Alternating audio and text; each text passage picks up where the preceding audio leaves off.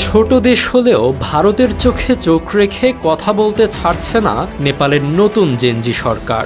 দিল্লিকে কার্যত চ্যালেঞ্জ ছুড়ে দিয়ে হিমালয় কন্যা এখন এমন এক পথে হাঁটছে যা আগে কখনোই দেখা যায়নি। বছরের পর বছর ধরে চলে আসা সীমান্ত বাণিজ্যের চেনা সমীকরণ বালেনশার সরকার রাতারাতি বদলে দিয়েছে এক দুঃসাহসী চালে।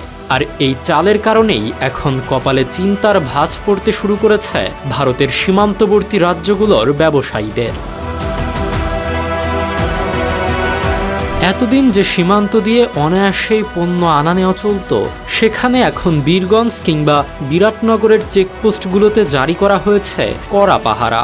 মাত্র ১০০ রুপির কেনাকাটাতেও বসানো হয়েছে বিশাল শুল্কের বোঝা, যা পণ্যের দামের ওপর ভিত্তি করে ৮০% পর্যন্ত বাড়ছে। ফলে উত্তরাখণ্ড থেকে বিহার হয়ে দার্জিলিং পর্যন্ত বিস্তৃত ভারতীয় বাজারগুলো এখন প্রায় ক্রেতা শূন্য। ভারতীয় সংবাদ মাধ্যম দ্য ইকোনমিক টাইমসের তথ্য অনুযায়ী এর জের ধরে সীমান্তে বিক্ষোভও করেছে ভারতের ব্যবসায়ীরা।